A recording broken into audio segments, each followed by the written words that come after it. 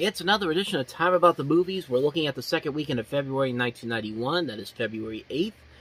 And we got 4 movies to look at today, and we're going to start off with the top-grossing film of the weekend, the movie that finally knocked Home Alone off of its long pedestal at the #1 spot that had been held for the last 12 weeks. It's Julia Roberts in the psychological thriller Sleeping with the Enemy. Fear. I'm sorry. Behind her happiness. Are you okay? I'm gonna be. Is a past she can never forget. I had a husband.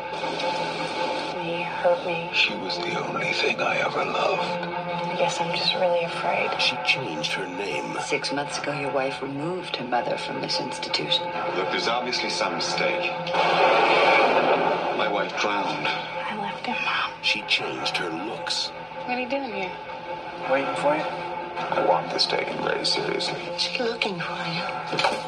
She changed her life. If you need any help, I'm here. Is she with someone? I don't know where. Thanks. The woman she used to be is dead. Are you okay? Saying goodbye to old ghosts, you know. But the man who always wanted her Where is she, friend? still wants her back. I know your every thought, Laura. Nothing can keep me away. I cannot live without you. And I won't let you live without me. Julia Roberts is Sleeping with the Enemy. So yeah, I had to cut that trailer because the first part of it was nothing but the song Brown Eyed Girl. And then that's why it abruptly started back into the thriller aspect of that trailer, because it starts off with the song Brown Eyed Girl with the voice of Don LaFontaine talking about Julia Roberts' character.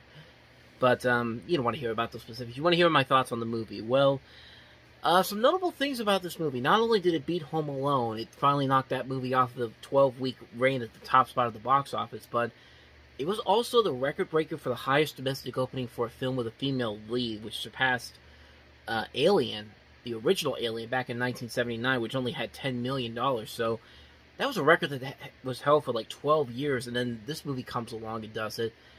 But then again, that's kind of expected. Julia Roberts was pretty much one of the biggest rising stars at the time. I mean, she was just in Pretty Woman the year before.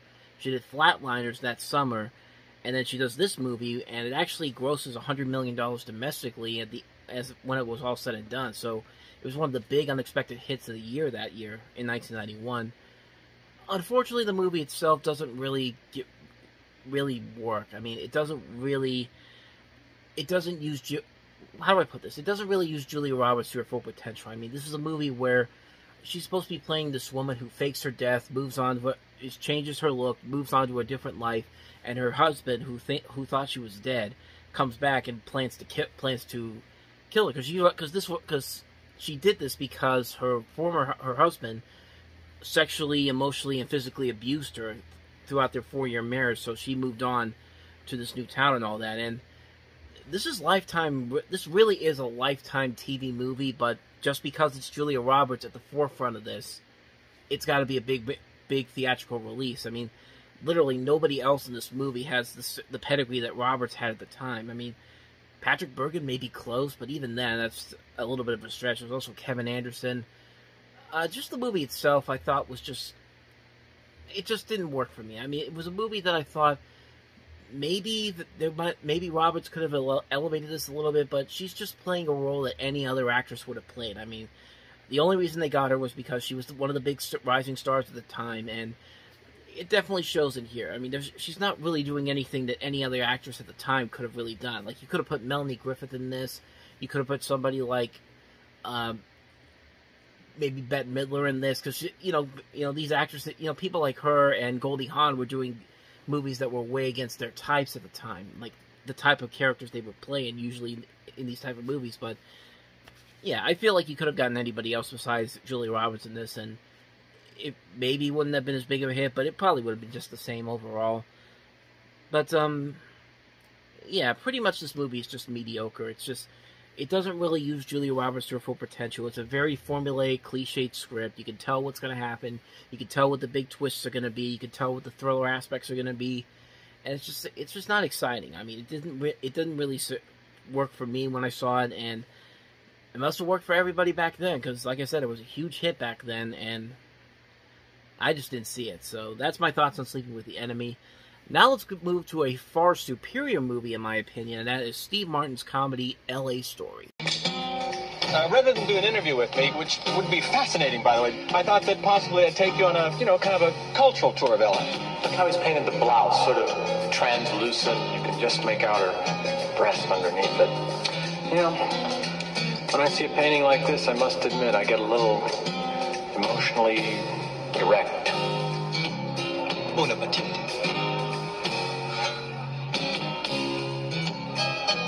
See, I'm done already, and I don't remember eating. What's his girlfriend's name? Sheila. She's the one who's always kissing everyone hello. I hate that. I'm not kissing anyone hello anymore.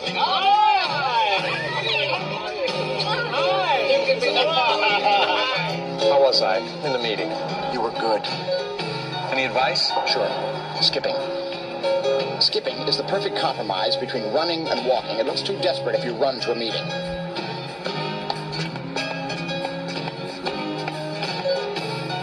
What, she's seeing someone else? Yes, she's going away with him. So go away with me. I can't, don't you see? I would just be using you to get even with her for going away with someone else. I don't mind. Let's go. Great. Woo! Steve Martin. Did you know that the same technology used to clean up the Alaskan oil spill can also suck fat from your thighs and chin? L.A. Story. I'll have a decaf coffee. I'll have a decaf espresso. I'll have a double decaf cappuccino. Do you mean decaffeinated coffee ice cream? I'll have a half double decaffeinated half cap with a twist of lemon. Another example why the comedies of 1991 were just so special. I mean, this, like I said, this was a really good year for comedies, and this is one of the big examples, L.A. Story. This wonderfully smart and hilarious comedy that Martin wrote. Great cast overall, like, including Martin. You have Victoria Tennant, Sarah Jessica Parker, Kevin Pollak, Mary Lou Henner, John Lithgow, Richard E. Grant, Sam McMurray, Patrick Stewart. It was just it's a fun movie. It's a really good, well-made film. It has a lot of very funny moments, and it just works to Steve Martin's greatness, the great things that make Steve Martin as great as he is as a comedian. And it's just very funny, too. It's a very funny movie. It's a very well-made film, directed by Mick Jackson. I can't recommend this movie enough. If you haven't seen L.A. Story, I highly recommend checking it out. It's definitely a movie that is well worth seeing. So, there you go. That's my quick thoughts on L.A. Story. Let's move on to the next movie, and that is The Neverending Story II, The Next Chapter. Share an all-new adventure with Atreyu, the rock fighter. Meet Junior, the childlike empress, Falcor, and many more friends in The Neverending Story II, The Next Chapter. Rated PG. Plus, Bugs Bunny in the all-new cartoon Box Office Bunny. Rated G. Both start Friday, February 8th at a theater near you. I went for the TV spot because, really, that Box Office Bunny short's pretty much the only thing that most people remember from this movie, because that was easily the better thing than the actual movie itself. I mean, the short itself is very funny. Even though it is very short, it's around 5 minutes, and usually the old Looney Tunes cartoons ran at about 7 or 8 minutes, but, I mean, for a 5-minute short, it works fine for what it is. And like I said, it's much better than the actual movie that came with it, which is a shame, too, because, you know, The Neverending Story was such a classic movie. Wolfgang Petersen directed it. It's a movie that still holds up to this day today.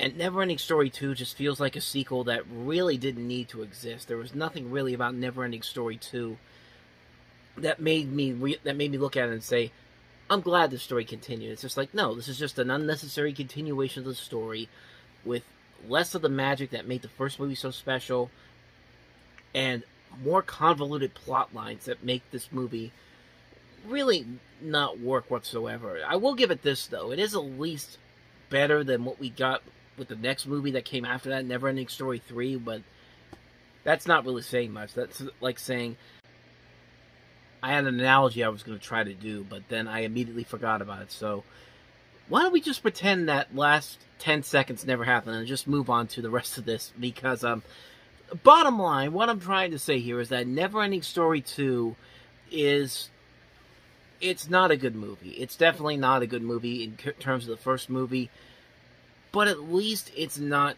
as bad as Neverending Story 3. There is at least some effort of trying here, but yeah, overall, it's it just didn't work. It quickly died on. You could probably tell why. The only thing that anybody really remembers to this movie is the fact that they had the Bugs Bunny short at the beginning, and that was really the only real reason to go see this movie on a big screen, just to see that, at least in my opinion. But so yeah, let's move on from that. That's Neverending Story 2. Now on to the last movie, which is Rosencrantz and Guildenstern Are Dead. Welcome, dear Rosencrantz and Guildenstern. Something have you heard of Hamlet's transformation? Since nor the exterior nor the inward man resembles that it was. Heaven make our presence and our practices pleasant and helpful to you. Amen. I want to go home. Don't let them confuse you. So this is, of course, based off of Tom Stoppard's Rosencrantz and Guildenstern Are Dead play, which is basically two characters, minor characters from Hamlet, going off on their own adventure. Of course, Lion King 1.5 would use this later on as the inspiration for that direct-to-video sequel they did. And in this movie, you have Gary Oldman, you have Tim Roth, you have Richard Dreyfuss, you also have overall great cast that includes those three plus Ian Glenn, Ian Richardson, and I don't know, it's a pretty fun movie. It's an interesting idea to have this story going on with these two minor characters expanding on their world within the world of a much bigger story. And it is a pretty funny movie. There are some good funny elements to it, and it definitely feels like the play that this is based off of. Gary Oldman and Tim Roth are very fun to watch as the two main characters. The visuals are very nice to look at, and it is like I said, it's a really fun movie. It's a good movie to watch as a good companion piece to something like Hamlet. And yeah, for the most part, it is a very enjoyable film that definitely feels like you're watching a theatrical version of what the original play was all about. So yeah, overall, it's pretty good. Rosencrantz and Guildenstern Are Dead. So that's another edition of Time About the Movies in the Books. Next time around, we look at the weekend of Valentine's Weekend, February 14th, with 4 movies, including what would later be this year's Best Picture winner, The Silence of the Lambs. But we also have John Goodman in the comedy King Ralph, Chevy Chase, Dan Aykroyd, John Candy, and Demi Moore in the infamous comedy Nothing But Trouble, and also Iron and Silk. So those 4 movies we'll look at the next time around the next time we meet. So anyway, thank you guys for watching, and as always, if you want to see more videos like this, check out the playlist on the next page, check out the previous episode, and I'll see you guys tomorrow for another new episode. So thank you for watching, I'll see you guys tomorrow, and until then, take care.